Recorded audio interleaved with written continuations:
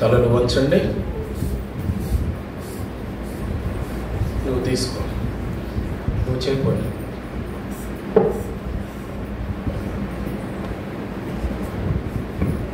రెండు నిమిషాలు వ్యక్తిగతంగా ప్రార్థన చేసుకుంటూ తెచ్చేసి, దయ కలిగిన తండ్రి, కృప కలిగిన దేవ, మాతో మాట్లాడినందుకు, మా మనసులో మీకు అనుకూలంగా చేసినందుకు,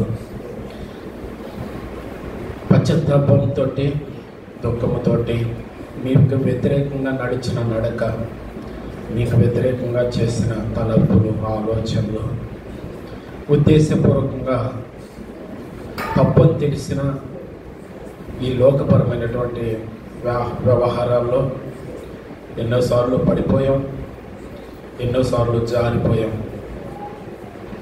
అందునిమిత్తమై మీ సన్నిధికి వచ్చి వారం కన్నీరు కార్చి మీ కాడు కడుగుతున్నప్పుడు మీరు రక్తం కార్చి నా గుండెను కడిగారు.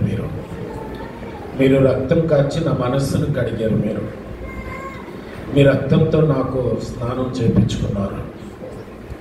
ఉదక స్నానం, వాక్యం అనేటువంటి నీళ్లతో నన్ను శుద్ధి చేసుకున్నారు. నాకు భరోసా ఇచ్చారు, నాకు ధైర్యాన్ని ఇచ్చారు, నన్ను అంగీకరించారు. దేవా, ఇది చాలు నాకు. నేను ఇంకెప్పుడు పడిపోకుండా, ఇంకెప్పుడు జారిపోకుండా, పాపాన్ని, చెడుని ఓర్చుకుంటూ ఉండటం కాకుండా అసహించుకుని ఉండేటట్టు మీరు చేశారు. ఓర్చుకుంటూ ఉంటే ఏదో రోజు మళ్ళీ ఓర్పు కొనిపోతా, మళ్ళీ పాపం చేస్తా. అదే అసహ్యం పుట్టేస్తే ఇక దాని జోలికి నేను వెళ్ళను. మీ రక్తం నా మనసును కడిగి, నా ఆత్మను కడిగి, నా బుద్ధిని కడిగి, పాపం అంటే రోత పుట్టించింది. ఇది కేవలం మీ కృప వల్ల నాకు అనుగ్రహించబడింది, మీ కనికరం వల్ల నాకు అనుగ్రహించబడింది. ఎందుకంటే కనికరింపబడ్డాం కాబట్టి కరుణాపీఠం దగ్గరికి రాగలుగుతున్నాం. జీవిత ప్రయాణంలో ఏ సమయానికి ఏ సహాయం కావాలో మీ దగ్గర నుంచి మేము అది పొందుకోగలుగుతున్నాం. కాబట్టి డబ్బు విషయాల్లో కానివ్వండి, ఆస్తుల విషయాల్లో కానివ్వండి, విలాసాల విషయాల్లో కానివ్వండి, ఆ భయం మాకు లేకుండా చేయండి.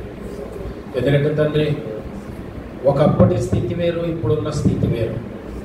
ఒకప్పటి మా స్థితి చూసి మమ్మల్ని ఇంత పైకెత్తారు మీరు. ఇక్కడ ఉన్న వారు ఎవ్వరము కూడా పుట్టుకతో ధనవంతులు కాదు. మీ దగ్గరకు వచ్చాక ధనవంతులమయ్యాం. మీ దగ్గరకు వచ్చాక లోటు లేని జీవితం జీవిస్తాం. మీ దగ్గరకు వచ్చాక ఏ టయానికి ఏది కావాలంటే అది కొనుక్కొని తినగలుగుతున్నాం. ఇదంతా మీ ఉచితమైనటువంటి దానమే. కాబట్టి ఈ విషయాల్లో మాకు భయం లేకుండా చేయండి. ఎందుకంటే తండ్రి, మా పోషకుడు మీరు, మా సంరక్షకుడు మీరు. మేము పేదవారిగా ఉండటం, మేము డబ్బు లేని వారిగా ఉండటం, మేము దరిద్రంగా ఉండటం మీకు ఇష్టం లేకే కదా తండ్రి.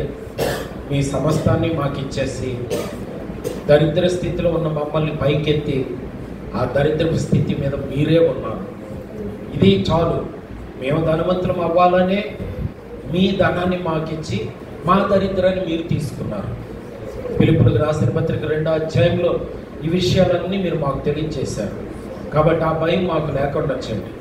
మాకు ఉండాల్సిన భయం ఏంటంటే, మీకు నచ్చినట్టు బతుకుతున్నానా లేదా, మీ చిత్తాన్ని జరిగిస్తున్నానా లేదా, మా కుటుంబంలో మా ప్రతి కుటుంబము కూడా మీ ప్రేమ నిలయంగా ఉందా లేదా, మీ నివాస స్థలంగా ఉందా లేదా. ఒకవేళ మీరే మా ఇంటికి వచ్చి ఉండిపోతే ఎప్పుడు వెళ్ళిపోతాడా అనేటట్టు ఉంటుందా, మీరు ఉండగలిగేటట్టు మా ఇళ్ళు ఉంటున్నాయా. నా తండ్రి, ఈ లోతైన మాటలు మా బిడ్డలందరికీ అర్థమయ్యేటట్టు కృప చూపించండి. మిమ్మల్ని మా ఇళ్లలో, మా గుండెల్లో ఉండనివ్వగలిగే పరిస్థితులు మేమందరం కలిగి ఉండేటట్లుగా, పైకి ఒకలాగా లోపల ఒకలాగా కాకుండా, దేవా, మీ ఎదుట మా జీవితాలు తెరిచి ఉంచిన పుస్తకాల వలె దాపరికం లేకుండా చేయండి.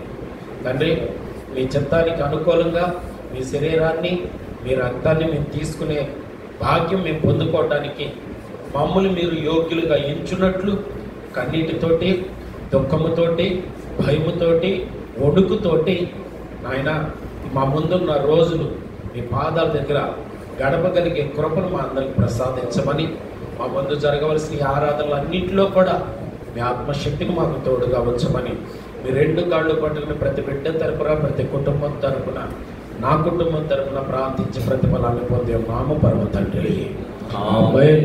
పరలోకమందున్న మా తండ్రి, నీ నామం పరిశుద్ధపరచబడుగాక, మీ రాజ్యం వచ్చుగాక, మీ చిత్తం పరలోకమందు నెరవేర్చినట్లు భూమి కూడా నెరవేరుగాక. మా అనుదిన ఆహారం నేడు మాకు దయచేయండి. మాడల అపరాధం చేసి వారిని క్షమించిన ప్రకారం మా అపరాధాలను కూడా క్షమించండి. మమ్మల్ని శోధనలోకి తేక దృష్టి నుంచి తప్పించండి. రాజ్యము, శక్తి, మహిమ నిరంతరం నావు తరువాత. ఆమేన్. తండ్రి అయిన దేవుని ప్రేమ, లోకరక్షకుడైన గొర్రెపిల్ల దేవుని యొక్క కృప, పరిశుద్ధాత్మ సహవాసము ఈ పవిత్ర స్థలానికి విచ్చేసి పాటల ద్వారా వాక్యము ద్వారా దేవునికి మహిమ తీసుకొచ్చిన బిడ్డలకి, రాలేకపోయినటువంటి బిడ్డలకి, నాకు నా కుటుంబానికి, మరలా ఈరోజు సేవ ఎక్కడెక్కడైతే జరుగుతుందో వారందరికీ శాశ్వత కాలం తోడయుండి కృపలో నడిపి అనుగ్రహించునుగాక. ఆమేన్, ఆమేన్, ఆమేన్. అందరికీ షలోమ్ అండి. Thank you everybody.